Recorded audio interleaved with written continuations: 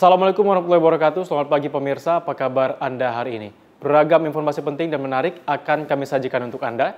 Bersama saya Nofri Afandi, inilah Kabar Sumatera.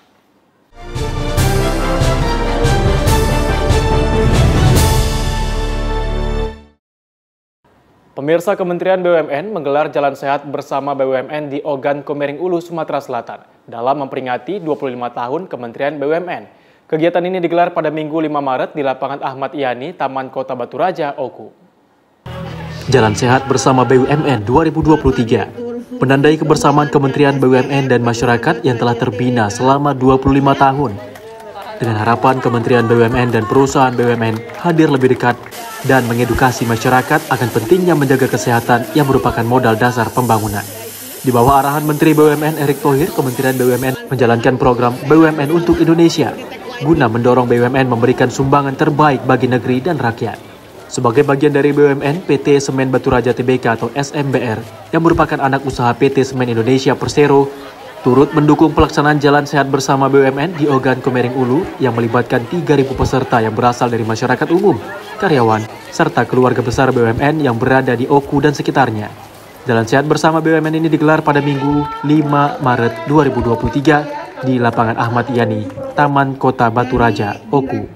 Kegiatan ini merupakan hasil kolaborasi antara SMBR dengan PT Permodalan Nasional Madani atau PNM, yang mana pada sebelumnya 26 Februari 2023, Semen Batu Raja juga menggelar kegiatan Jalan Sehat bersama BUMN di Kota Bandar Lampung. Ini melaksanakan dalam rangka LUHUT Kementerian BUMN yang ke-25 di Kota Batu Raja bekerjasama dengan PNN. Dalam ini merupakan inisiasi dari Bapak Erick Thohir, kolaborasi di mana Semen Batu Raja ditunjuk sebagai PIC dan dalam kerjasama ulang tahun ini dalam rangka Jalan Sehat yang dilaksanakan bertahap di 13 kabupaten, 234 kabupaten dan kota di Indonesia dari Sabang sampai Merauke. Acara ini dihadiri Direksi SMBR, Perwakilan Manajemen PNM, PJ Bupati Oku, Teddy Meluansyah, Kapolres Oku, AKBP Arif Harsono, Ketua DPRD Oku, Marjito Bakri, dan Dim 0403 Oku, Letkol Infantri Ferizal R, serta pejabat daerah setempat. Pelaksanaan Jalan Sehat bersama BUMN di Kota Batu Raja ini ditandai dengan penyerahan estafet obor BUMN oleh perwakilan karyawan SMBR kepada PJ Bupati Oku, lalu diserahkan kepada Direksi SMBR sebagai perwakilan BUMN yaitu Suherman Yahya dan Tubagus Muhammad Daruri. Setelah flag off yang dilakukan oleh PJ Bupati Oku, para peserta Jalan Sehat bersama BUMN dengan rute Simpang 3 IGD RSUD, Simpang 4 Depak, Simpang 3 Kantor Pos, Simpang 903 Ramayana, depan Rumah Kabupaten, Tugu Batu Pasar Atas, Gudang Garam, Simpang 4 Sumsel, Babel Syariah, dan kembali lagi ke lapangan Taman Kota Batu Raja.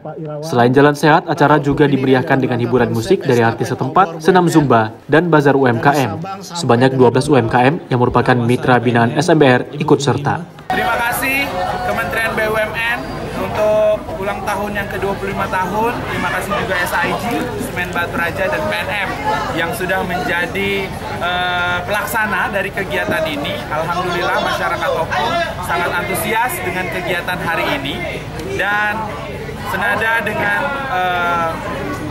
arahan dari Menteri BUMN bahwasannya keberadaan BUMN harus menjadi solusi untuk perbaikan di lingkungan masyarakat. Hari ini kita juga meresmikan revitalisasi Jembatan Ogan 1 yang itu adalah ikonnya Kota Batu Raja. Selamat ulang tahun. Luar biasa. BUMN yang ke-25. Oke, mungkin terakhir dari Ibu Ning apa harapannya untuk UMKM ke depan? Kemudian harapannya ke depan untuk UMKM yang ada di Sumsel banyak berkontribusi terhadap pendidikan masyarakat. Terima kasih, selamat ulang tahun kepada Kementerian BUMN yang ke-25. Terima kasih saya ucapkan kepada Pak Erick Thohir, terima kasih kepada Semen Batu Raja, dan terima kasih kepada PNM, Kementerian BUMN jaya bersama masyarakat Oku. Dari Kabupaten Oku, Sumatera Selatan, Herman Sawiran, TV mengabarkan. Memperingati hari jadi ke-25, Kementerian BUMN menggelar kegiatan Jalan Sehat yang diikuti oleh ribuan warga di Kota Pagaralam, Sumatera Selatan. Jalan Sehat bersama Kementerian BUMN dilaksanakan di alun-alun Kota Pagaralam, Sumatera Selatan, dilepas langsung oleh Sekretaris Daerah Kota Pagaralam, Samsul Bahri Burlian. Jalan Sehat bersama BUMN ini digelar pada Minggu 5 Maret 2023 lalu. Ribuan masyarakat karyawan BUMN sangat antusias dalam mengikuti Jalan Sehat dan dalam rangka Hari Jadi BUMN ke-25 tahun dengan bertemakan BUMN Sehat, Indonesia Sehat. PJS Pimpinan Cabang Bank BRI Kota Pagaralam, Bastian Abdullah mengatakan, Menteri BUMN Erick Thohir mengajak masyarakat dan karyawan BUMN jalan sehat bersama.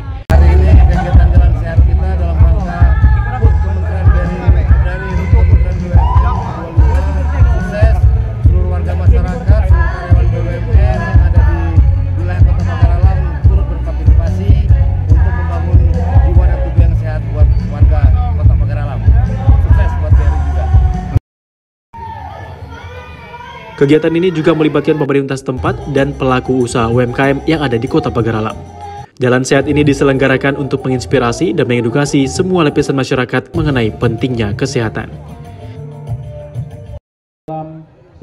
Di Kota Pagaralam kita ada beberapa BUMN, salah satunya adalah PT PN7 di Pagaralam.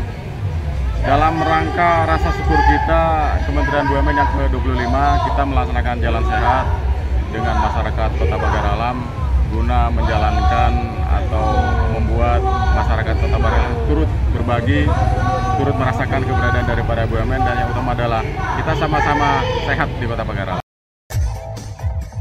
Event ini juga dimeriahkan oleh hiburan dan pembagian door prize seperti kulkas, TV, mesin cuci, sepeda, dan hadiah lainnya. Dari Pagaralam, Sumatera Selatan, Kiki Habibi, TV One mengabarkan. DPD IPK Langkat periode 2022-2027 resmi dilantik pada Selasa 28 Februari 2023 lalu. Dewan Penasehat IPK Kabupaten Langkat, Ricky Antoni, berharap muncul pemimpin-pemimpin yang berkarakter dari IPK Langkat.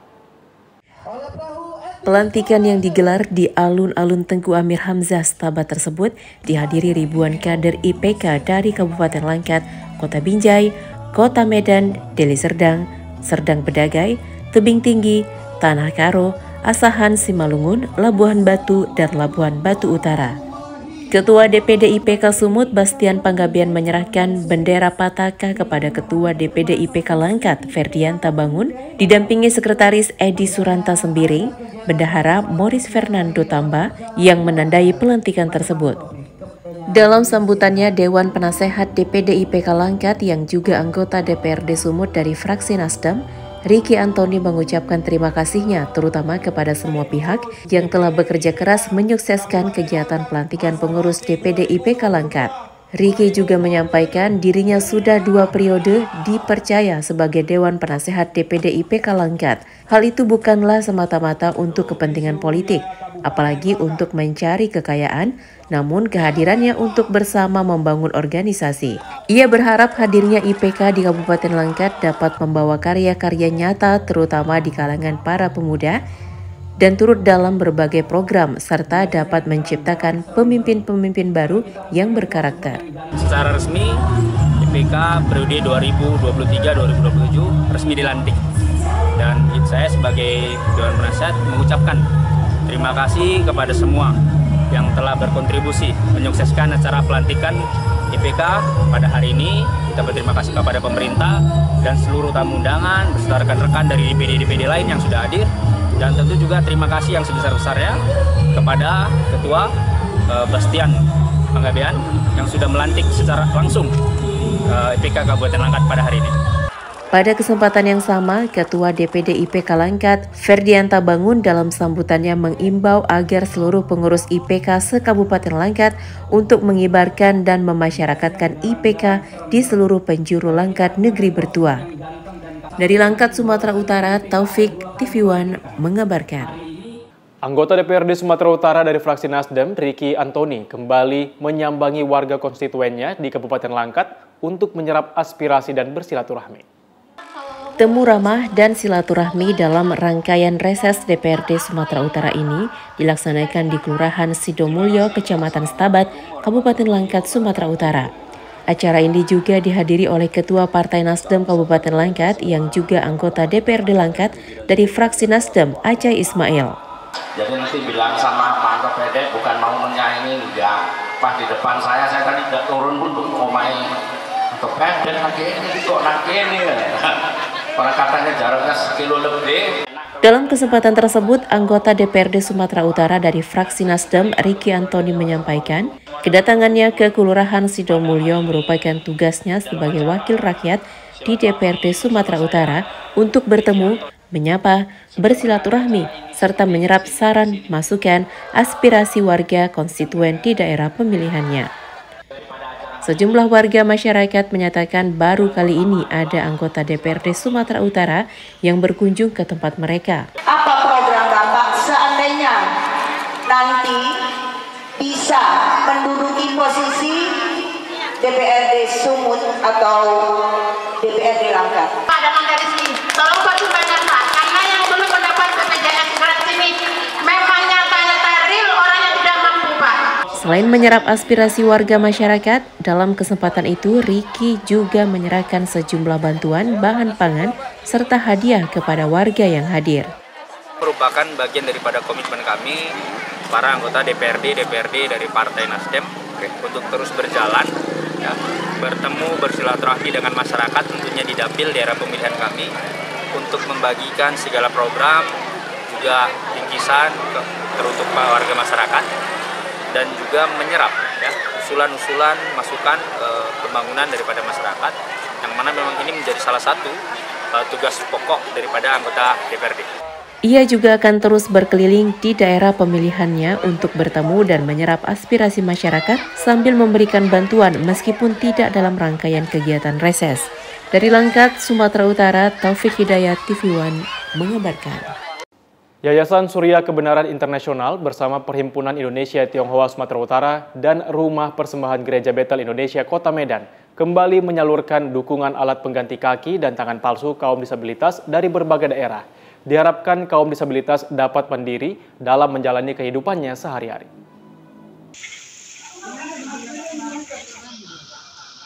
Puluhan kaum disabilitas datang dengan kursi roda dan tongkat antusias melakukan pengukuran dan pemasangan kaki tangan pengganti atau palsu di Rumah Persembahan GPI Simpang Selayang, Kota Medan dan Klenteng Potokong, Medan Marelan. Mereka tidak lemah, bahkan mereka saling memotivasi bertegur sapa sesama kaum disabilitas. Antusiasme warga disabilitas terlihat dari kesungguhan mereka datang untuk berkumpul bersilaturahmi dengan kaum disabilitas lainnya, bercanda tawa, untuk mendapat bantuan dari para relawan kemanusiaan. Yayasan Surya Kebenaran Internasional dan Perhimpunan Indonesia Tionghoa Sumatera Utara dan Rumah Persembahan Gereja Bethel Indonesia Kota Medan berharap dalam kegiatan ini dapat meringankan sedikit beban hidup kaum difabel, khususnya dalam beraktivitas sehari-hari. Aksi bantuan sosial ini, relawan melakukan pengukuran kaki tangan palsu 30 orang dan pemasangan kaki palsu 15 orang. Koordinator Kemanusiaan Yayasan Surya Kebenaran Indonesia, Dr. Gigi Anita menyatakan, kegiatan ini rutin dilaksanakan dengan menyapa kaum disabilitas.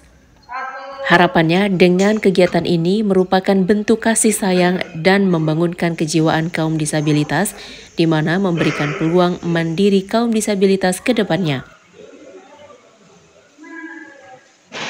Kegiatan ini dihadiri warga kaum disabilitas dari berbagai daerah di Sumatera Utara dan provinsi lain tanpa membedakan status suku dan agama. Dari Medan, Sumatera Utara, Martinus Sitorus, TV One mengabarkan.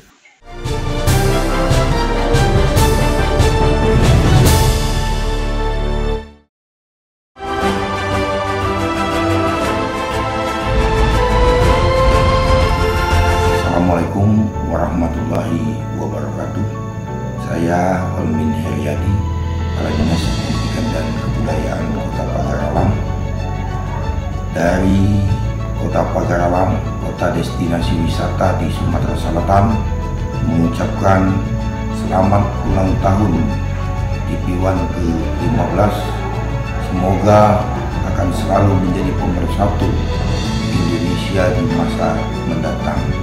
Minum dawat undak santan, minum jamu jangan undak kubis. Selamat hari jadi ke-15 IP1, semakin maju dan semakin sukses. Terima kasih. Wassalamualaikum warahmatullahi wabarakatuh.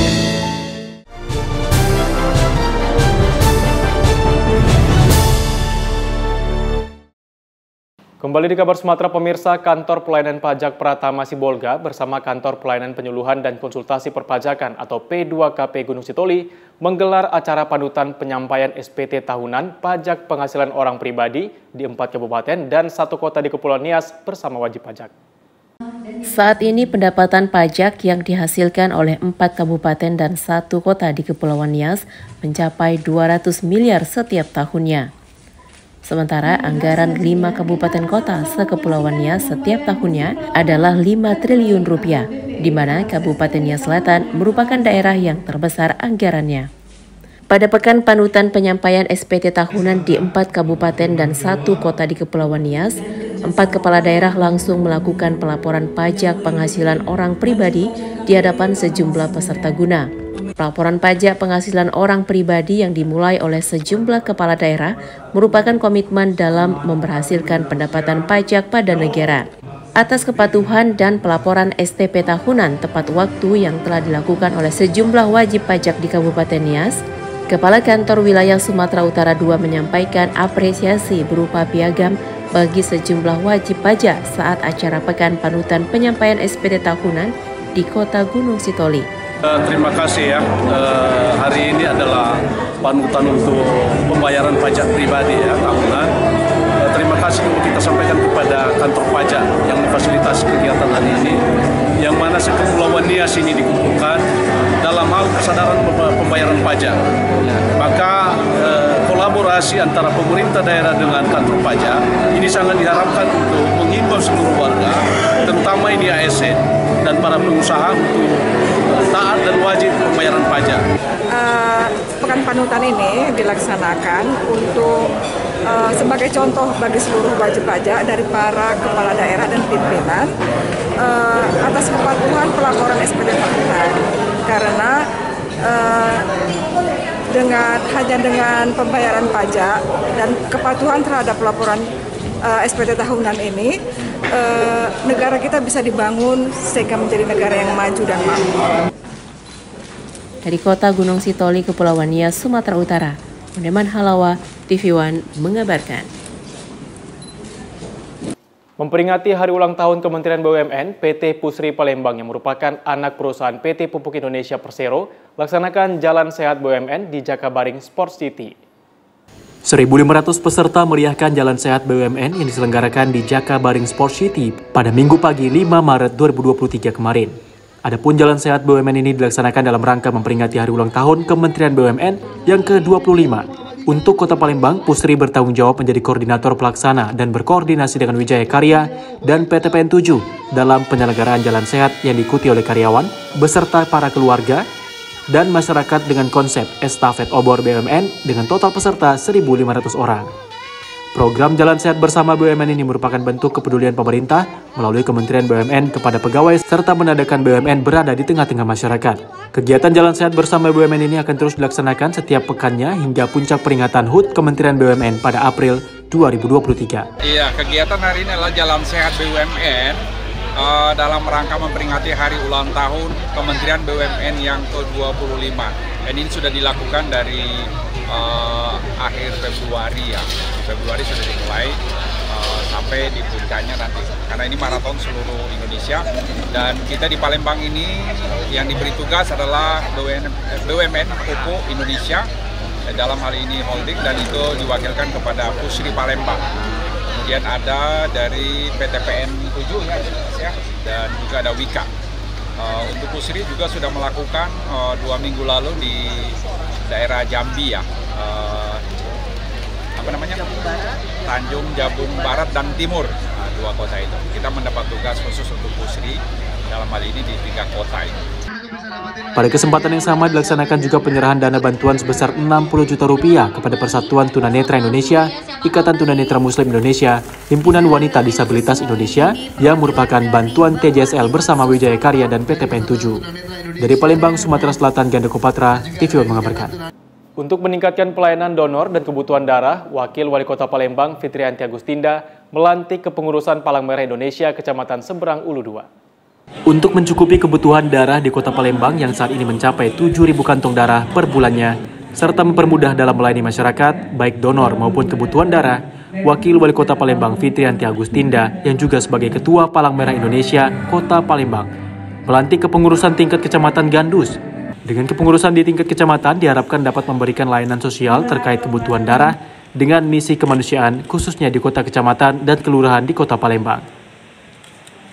Tentu harapan saya mulai sekarang karena sudah semakin banyak yang kita lantik di tingkat kecamatan, kawan-kawan yang sudah dilantik di tingkat kecamatan dan kelurahan betul-betul bisa bekerja dengan tulus, dengan ikhlas, membantu masyarakat ya, yang mungkin pada saatnya nanti ada yang membutuhkan darah atau mungkin sekedar ingin mengetahui informasi apa itu donor darah. Nah, kami berharap kawan-kawan yang sudah dilantik betul-betul bisa menjelaskan, bisa membantu masyarakat dengan baik. Yang kedua, kita juga berharap bahwa UTD kita sekarang ini kan sudah memiliki sertifikat CPOB dari BP POM, dan ini dari 400 UTD yang ada di seluruh wilayah Indonesia, hanya 17 yang memiliki sertifikat CPOB dari BP POM termasuk Kota Palembang. Jadi kami berharap pada kesempatan ini mengimbau kepada masyarakat yang nanti kalau memang seandainya membutuhkan donor darah atau ingin mendonorkan darah, datangi UTD PMI Kota Palembang karena hanya PMI Kota Palembang satu-satunya di Sumatera Selatan yang telah memiliki sertifikat CPOB.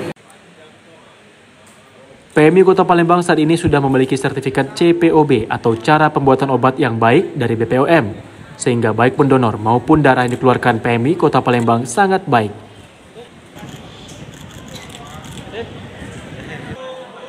Dari Palembang, Sumatera Selatan, Gadoko Patra, TV One mengabarkan.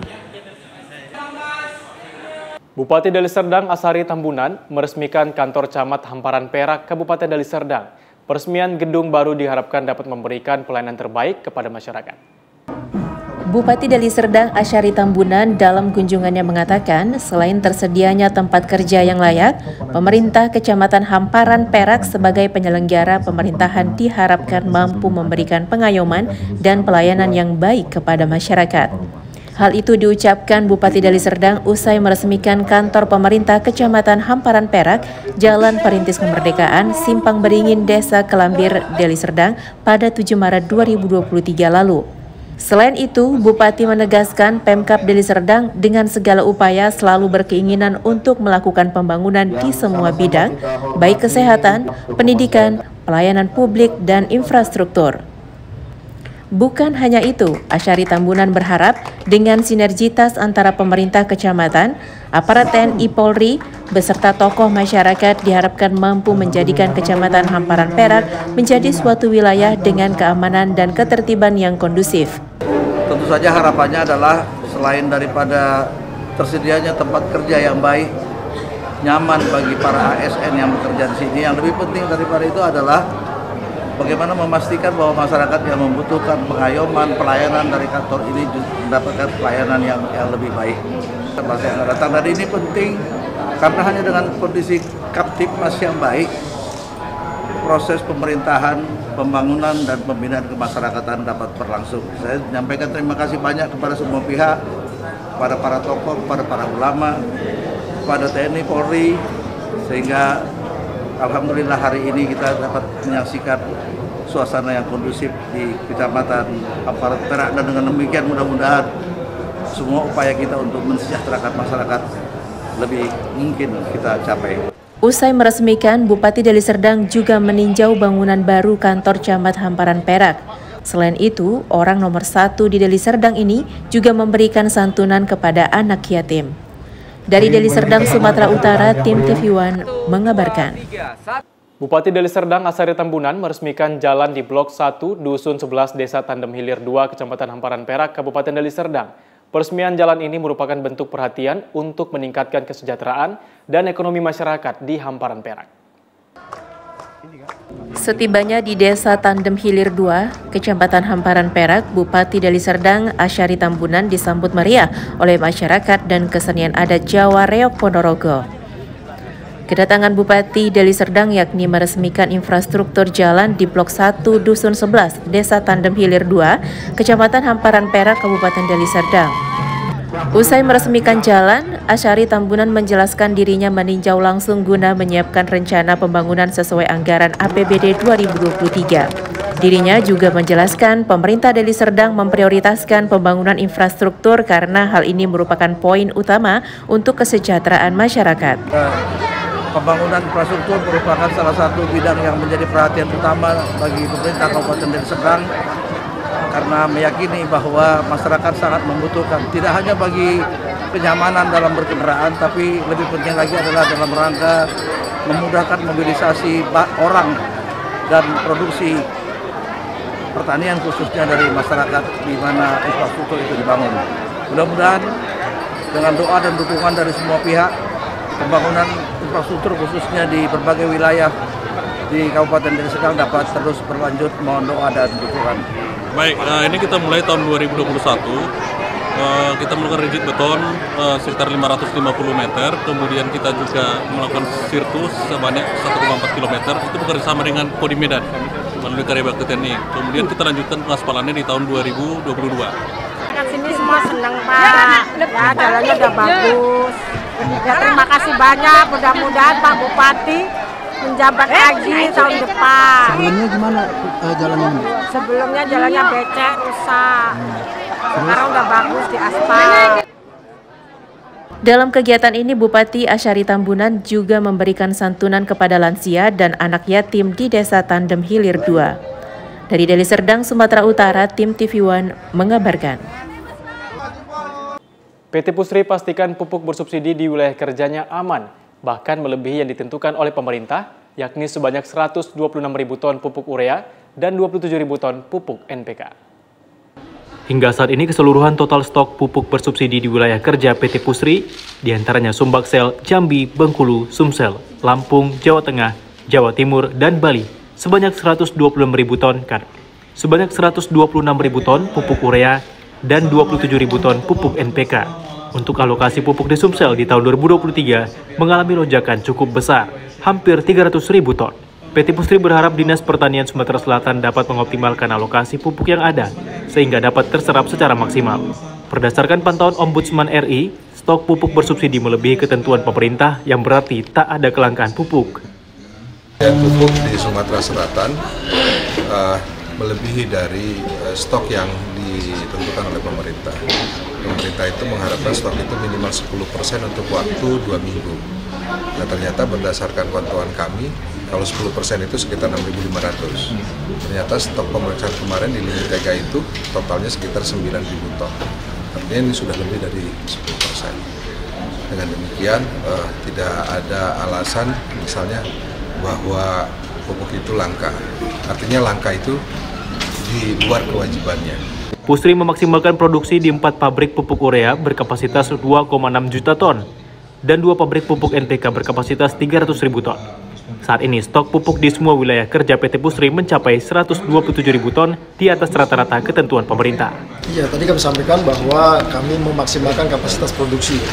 Jadi kami punya 4 pabrik urea itu dengan kapasitas 2,6 juta ton, kemudian 2 pabrik NPK kapasitas 300.000 ton. Sehingga kami memaksimalkan. Dan tadi kami sampaikan bahwa stok kami di semua wilayah kerja Pusri itu hampir ada 127.000 ton. Artinya masih di atas rata-rata yang disampaikan Pak Eka tadi. Sumatera Selatan sendiri mendapat alokasi pupuk bersubsidi 300.000 ton, namun dari petani yang tervalidasi sekitar 165.000 ton, sementara sisanya belum terserap. Ombudsman pun meminta pemerintah untuk merevisi lagi alokasi pupuk bersubsidi. Dari Palembang, Sumatera Selatan, Jericho Patra, TV One mengabarkan.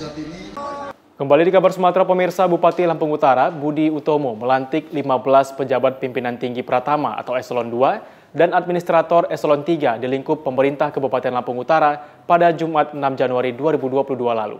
Pelantikan kali ini untuk mengisi jabatan di beberapa dinas yang kosong. Pelantikan 15 pejabat pimpinan tinggi Pratama atau Eselon 2 dan administrator atau Eselon 3 dilakukan Bupati Lampung Utara Budi Utomo di ruang Tapis Sekretariat Pemda Lampung Utara pada Jumat 6 Januari 2023. Pelantikan ke-15 Eselon 2 dan Eselon 3 ini untuk mengisi kekosongan beberapa kepala OPD, apalagi sebelumnya terdapat pejabat eselon yang dijabat PLT. Selain itu, pelantikan kali ini juga mengisi jabatan dari beberapa dinas yang kosong. Pelantikan dan pengambilan sumpah jabatan ini adalah hasil seleksi terbuka yang telah dilaksanakan pada bulan Desember tahun 2022.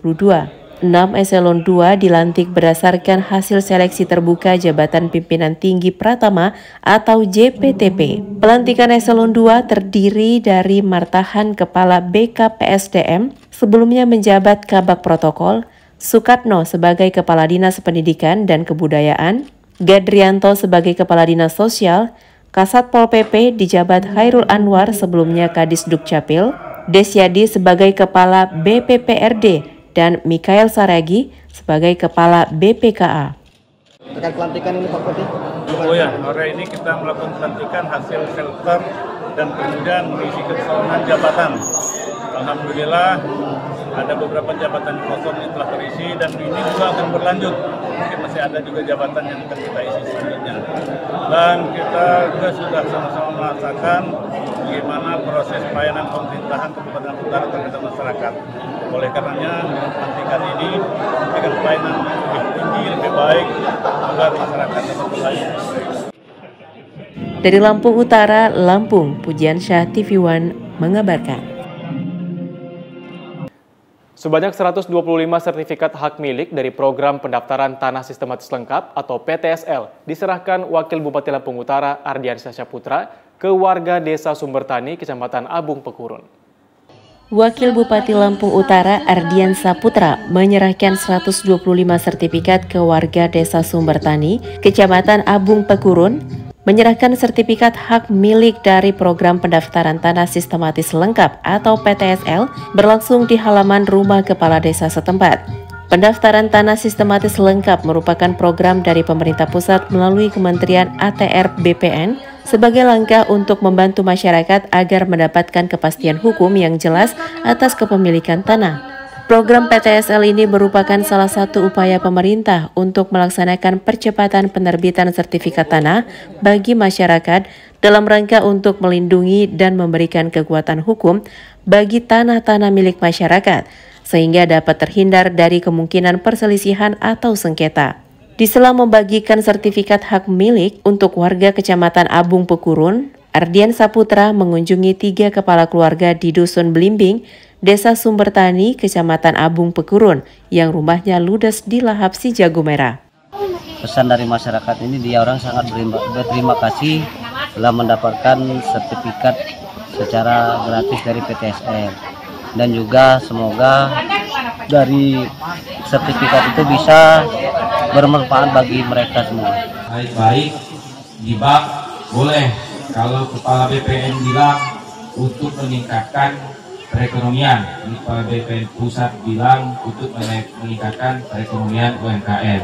Tapi disimpannya juga bukan untuk foya-foya, ya Bapak Ibu ya. Kalau untuk foya-foya nanti susah sendiri, tapi untuk meningkatkan perekonomian keluarga dan sekitar. Dari Lampung Utara, Lampung, Pujian Syah TV One mengabarkan. Sebanyak 29.000 ekor sapi di Lampung Utara mendapatkan vaksinasi penyakit kuku dan mulut atau PMK serta suntik vitamin massal pada Jumat 3 Maret 2023. Pelaksanaan vaksinasi penyakit kuku dan mulut atau PMK ini dilakukan secara simbolis di Desa Kemalu Abung, Kecamatan Abung Selatan dengan dihadiri Wakil Bupati Ardiansyah Saputra bersama OPD dan Forkopimcam. Vaksinasi penyakit kuku dan mulut atau PMK merupakan program nasional untuk meningkatkan daya tahan tubuh terhadap serangan PMK. Vaksinasi ini dilakukan agar populasi sapi memiliki kekebalan, mencegah ternak sakit maupun penularan antar hewan ternak. PMK merupakan virus bersifat merusak jaringan sel hewan berkuku genap. Penyakit ini bisa menyerang ternak sapi, kerbau, domba, dan kambing. Serangan PMK berisiko tinggi terhadap ternak berusia muda. Kepala Dinas Pertanian dan Peternakan Kabupaten Lampung Utara, Tommy Suciadi mengatakan, vaksinasi ini merupakan kegiatan rutin pemeriksaan kesehatan ternak sapi di Desa Kemalu Abung. Desa ini tergolong kantong populasi sapi di Kecamatan Abung Selatan. Dalam kegiatan vaksinasi PMK yang dilaksanakan ini, ditargetkan 150 sampai 200 ekor sapi. Ini kita melakukan kegiatan rutin sebenarnya, khusus di Desa Kemalu Abung, yaitu pemeriksaan kesehatan hewan rutin, khusus sapi. Di Kemalawabung kita targetkan bisa sampai 150 sampai 200. Karena memang di desa ini termasuk desa kantong populasi sapi di Kecamatan Labung Selatan. Nanti kita bagi 10 tim keliling ke rumah-rumah. Jadi yang hadir di sini hanya simbolis saja. Tadi sudah dilakukan juga oleh Pak Wakil Bupati ya untuk pemberian vitamin kepada sapi. Nanti begitu juga yang di rumah-rumah. Nanti kalau memang ada permintaan untuk dilakukan suntik IB juga petugas kita siap. Itu tujuannya untuk apa? Menjaga kesehatan populasi sapi di wilayah Kabupaten Lampung Utara. Ya, kemarin penandaan sudah kita lakukan, kemudian vaksinasi untuk penyakit PMK ya, penyakit mulut dan kuku juga terus kita lakukan. Nah, hari ini kita kontrol. Dari Lampung Utara, Lampung, Pujian Syah TV One mengabarkan. Sukses bersaing di tengah pandemi COVID-19, perusahaan Zilora, Biro Jasa Marketing, berhasil merekrut mitra yang di PHK perusahaan menjadi mitra sukses dengan menggencarkan metode online dan kekinian. Asosiasi Perusahaan Penjualan Langsung atau AP2LI mencatat selama pandemi COVID-19, sebanyak 83 perusahaan yang bangkrut ataupun tutup akibat dampak pandemi COVID, tidak bisa bersaing dan berjualan barang dagangannya. Namun perusahaan Zilora mampu bersaing dengan metode online maupun offline dengan meningkatkan inovasi dan kekinian. Bahkan Zilora berhasil merekrut puluhan mitra yang di PHK perusahaan akibat pandemi. Hal ini menjadi suatu kebanggaan sehingga mengurangi angka pengangguran di Indonesia. Perusahaan Zilora berhasil membeli kantor baru karena inovasi para mitra maupun karyawannya untuk melakukan penjualan produk. Tak hanya itu, guna mendukung semangat karyawan dan mitranya, perusahaan Zilora memberi reward kepada mitra yang gigih dan tekun terhadap apa yang dikerjakan di perusahaan. Zilora hadir memberikan solusi. Dengan hadirnya Zilora, mereka bisa melakukan bisnis dengan modal yang sangat kecil dan bisa lakukan secara online. Yang pertama inovasi. Inovasi dengan apa? Pertama inovasi dengan produk-produk kita yang kekinian, apa yang dibutuhkan oleh banyak orang di luar sana. Yang kedua adalah bagaimana kita memberikan hasil yang secara maksimal yang bisa dilakukan secara digital. Zilora adalah salah satu perusahaan juga dari anggota AP2LI yang berhasil melalui tantangan pandemi dan bahkan sekarang memiliki gedung sendiri. Ini membuktikan bahwa industri penjualan langsung, industri yang luar biasa dan mampu bertahan di masa pandemi. Kami tentunya berharap agar industri penjualan langsung di Indonesia ini terus berkembang, maju berkembang. Kontribusi industri ini bagi perekonomian nasional semakin nyata, sehingga roda perekonomian makin maju meskipun banyak tantangan. Dari Medan, Sumatera Utara, tim TV One mengabarkan. Pemerintah Kota Palembang bersama DPRD Kota Palembang menggelar rapat paripurna ketiga masa persidangan pertama untuk menyampaikan nama-nama anggota DPRD yang duduk di Pansus dalam menyiapkan Raperda RT/RW tahun 2023-2043, sekaligus memberikan penghargaan kepada Satres Narkoba Polrestabes Palembang. Wali Kota Palembang Harno Joyo menyampaikan jawaban dari pandangan umum fraksi-fraksi DPRD Kota Palembang. Penyampaian ini disampaikan dalam rapat paripurna ketiga masa persidangan 1 yang berlangsung di gedung DPRD Kota Palembang Senin pagi. Dalam paripurna ini juga turut disampaikan nama-nama anggota DPRD yang duduk di panitia khusus membahas tentang Raperda Rencana Tata Ruang Wilayah atau RT/RW tahun 2023-2043. Dalam penyampaiannya, Wali Kota Palembang menyatakan Raperda telah disusun dengan naskah berdasarkan kajian tim ahli dan telah memperoleh persetujuan dari Kementerian Agraria dan Tata Ruang, Badan Pertahanan Nasional ATR BPN pada 18 Januari 2023. Dengan perencanaan tata ruang yang diinformasikan dalam Raperda ini menjadi dasar hukum untuk mewujudkan harapan atas upaya dalam pembangunan daerah berkelanjutan. Rapat terkait dengan jawaban pemandangan umum terkait dengan rencana tata ruang wilayah Kota Palembang. Pada saatnya setelah kita memberikan jawaban nanti akan dibahas RT/RW ini oleh DPRD bersama pihak terkait. Mudah-mudahan ini supaya cepat, tepat waktunya sehingga bisa kita sampaikan ke komisi dan akan kita tetapkan menjadi perda. Di akhir rapat paripurna, Wali Kota Palembang bersama Ketua DPRD Kota Palembang memberikan apresiasi kepada Satuan Narkoba Polrestabes Palembang berupa sertifikat penghargaan dalam mengungkap peredaran narkoba sebanyak 7,5 kg sabu.